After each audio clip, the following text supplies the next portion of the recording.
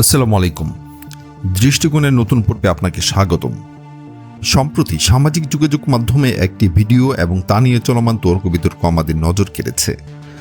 নাসিরউদ্দিন পাটোয়ারির বক্তব্যকে কেন্দ্র করে এক মাইক্রোবাস চালক এবং এনসিপি তরুণ কর্মীদের গাড়ি থামিয়ে মারধর করা হলো। মারধরের ঘটনা যতটুকু উদ্বেগজনক, তার চেয়েও বেশি ভয়াবহ বিষয় হলো ফেসবুকে একদল মানুষ এখন সেই মারধরের পক্ষে জাস্টিফিকেশন দাঁড় করাচ্ছে। তাদের দাবি, পাটোয়ারি যেহেতু আপত্তিকর কথা বলেছে, তাই নাকি তাদের উপর এই আক্রমণ একেবারে সঠিক এবং যুক্তিযুক্ত। কথা যদি বাজে বলার বিচারই এসে থাকে, তবে আমাদের পেছনে ফিরে তাকাতে হয়। ইতিহাসের খাতাটা কি আমরা এত দ্রুত বন্ধ করে দিলাম? গত 17টি বছর ধরে শেখ হাসিনা থেকে শুরু করে জেলা, উপজেলা কিংবা ইউনিয়ন পর্যায়ের আওয়ামী লীগের পাতি নেতারা পর্যন্ত জিয়াউর রহমান, বেগম খালেদা জিয়া এবং তারেক রহমানকে নিয়ে কী ধরনের ভাষা ব্যবহার করেছে তা কি দেশবাসী ভুলে গেছে? এমন কোনো কুরুচিপূর্ণ ও নর্দমার ভাষা বাকি রাখা হয়নি যা দিয়ে ওই পরিবারের সদস্যদের আক্রমণ করা হয়নি। বেগম খালেদা জিয়াকে সম্পূর্ণ মিথ্যা ও উদ্দেশ্যপ্রণোদিত মামলায় বছরের পর বছর কারাবন্দী করে রাখা হলো। মনে পড়ে সেই দিনগুলোর কথা, যখন বালুর ট্রাক দিয়ে বেগম খালেদা জিয়ার কার্যালয়ের চারপাশ অবরুদ্ধ করে রাখা হয়েছিল। দেশের একজন বয়োজ্যেষ্ঠ সাবেক প্রধানমন্ত্রীকে যখন এভাবে বন্দী ও অপমানিত করা হচ্ছিল, তখন কি আজকের এই অতি উৎসাহী নৈতিকতার চশমা পরা মানুষগুলো রাজপথে নেমে প্রতিবাদ করেছিল? আজকে যারা সামান্য একটা বাক বিতণ্ডা কিংবা কটূক্তির জেরে আইন হাতে তুলে নিচ্ছে, গাড়ি থামিয়ে মানুষকে পিটাচ্ছে, তাদের আচরণ দেখে একটি প্রবাদই মনে পড়ে, সবচেয়ে বড় অহংকারী তারা যাদের আল্লাহ তাআলা এক সময় অত্যন্ত অসহায় ও নিপীড়িত অবস্থায় রেখেছিলেন, পরে যাদের উপর তিনি সাহায্য ও রহমত নাজিল করলেন, আর সেই সাহায্যের পর সুযোগ পেয়ে তারা আবার ঠিক আগের জালেমদের মতো একই জুলুম ও নিপীড়নের পথ বেছে নিল। তবে মুদ্রার উল্টো পিঠটাও আমাদের সমান সাহসের সাথে দেখতে হবে। আজ যারা অতিমাত্রায় ক্ষুব্ধ হয়ে ক্ষমতার দাপট দেখাচ্ছেন, তাদের অতীত ইতিহাসটা আসলে কেমন ছিল? সত্যি বলতে শেখ হাসিনা 17 বছরের শাসনামলে রাজপথের বাস্তব চিত্রটা কি ছিল?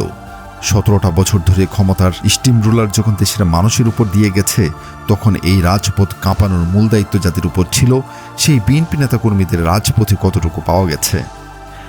বেগম খালেদা জিয়া যখন একের পর এক মিথ্যা মামলায় আদালতের বারান্দায় ঘুরেছেন, যখন তাকে কারারুদ্ধ করা হলো, তখন দলের নীতি নির্ধারক আর মাঠ পর্যায়ের কতজন নেতাকর্মী অকুতু ভয় আন্দোলন দাঁড় করাতে পেরেছিলেন? বাস্তবতা হলো, দেশের সাধারণ মানুষ দেখেছে যে ম্যাডামের ডাকে একাট্টা হয়ে রাজপথে নামার বদলে এক শ্রেণীর নেতাকর্মী কেবল সামাজিক যোগাযোগ মাধ্যমে বিবৃতি আর এসি রুমে বসে সংবাদ সম্মেলনেই সীমাবদ্ধ ছিলেন। সামান্য পুলিশের তাড়া খেয়ে ধানক্ষেত, বিল, জিল আর পাড়া মহল্লায় লুকিয়ে পড়া সংস্কৃতি আমরা বহুবার দেখেছি। বেগম খালেদা জিয়াকে যখন জেলে নেওয়া হলো, সেদিন পুরো দেশ থমথমে হয়ে থাকলেও কোনো শক্তিশালী, রক্তক্ষয়ী কিংবা গণজাগরণমূলক প্রতিরোধ কিন্তু দলটির শীর্ষ নেতৃত্বের পক্ষ থেকে গড়ে তোলা সম্ভব হয়নি। ত্যাগ স্বীকারের চেয়ে আত্মরক্ষা আর আতঙ্কের রাজনীতি বেশি প্রাধান্য পেয়েছিল। আজকে পরিস্থিতি বদলে গেছে। দীর্ঘ 17 বছরের জুলুম নির্যাতনের পর দেশের তরুণ প্রজন্ম, ছাত্র জনতা তাদের রক্ত ঢেলে দিয়ে একটি বৈষম্য বিরোধী পরিবর্তন নিয়ে এসেছে। কিন্তু দুঃখের বিষয় হলো, যাদের মাঠে খুঁজে পাওয়া যেত না, যাদের রাজনীতি ছিল কেবল ফেসবুকের পাতায় কিংবা ধানক্ষেতের আড়ালে, তারা আজ ক্ষমতা কিংবা মাঠ দখলের উন্মাদনায় হঠাৎ করে প্রচণ্ড হিংস্র হয়ে উঠেছে। গাড়ি থামিয়ে মানুষকে পেটানো, ভিন্ন মত সহ্য করতে না পারা, সামান্য কথার জবাব মারধর দিয়ে দেওয়া, এগুলো কিসের লক্ষণ? আপনারা কি তাহলে সেই 17 বছরের পুরনো ফেসিবাদী চর্চাকে নতুন মুরুকে ফেরত আনছেন? ক্ষমতার পরিবর্তন হলে স্বভাবের পরিবর্তন হওয়া উচিত, রুচির পরিবর্তন হওয়া উচিত। যে জুলুমের শিকার আপনি নিজে 17 বছর ধরে হয়েছেন, ঠিক একই জুলুম যখন আপনি অন্য আরেকজনের উপর প্রয়োগ করেন, তখন স্বৈরাচারের সাথে আপনার মূল তফাৎটা কোথায় থাকে? ক্ষমতায় স্থায়ী কিছু নয়, আর নিপীড়িতের উপর আল্লাহ যখন রহমত করেন, তখন সেই রহমতের শুকর আদায় করার উপায় অনাচার বা মাস্তানগিরি করা নয়, বরং ইনসাফ প্রতিষ্ঠা করা। রাজপথে যখন নামার দরকার ছিল, যখন ন্যায়ের পক্ষে লড়ার দরকার ছিল, তখন আন্দোলন থেকে দূরে থেকে আজ অবলীলভাবে আইন হাতে তুলে নেওয়া, এটি কোনো রাজনৈতিক পরিপক্কতা নয়, বরং এটি একটি ভয়াবহ সামাজিক অবক্ষয়ের ইঙ্গিত দেয়। আজ সময় এসেছে আইনের নিজের মুখ দেখার। প্রতিশোধ আর পেশাশক্তির রাজনীতি নয়, কথা দিয়ে কথার জবাব দিন, রাজনীতি দিয়ে রাজনীতির মোকাবেলা করুন। অন্যায় ও জুলুমের যে চক্র বিগত 17 বছর দেশকে গ্রাস করেছিল, সেই চক্র আবার ঘুরে দাঁড়ালে তার পরিণতি কারো জন্যই শুভ হবে না।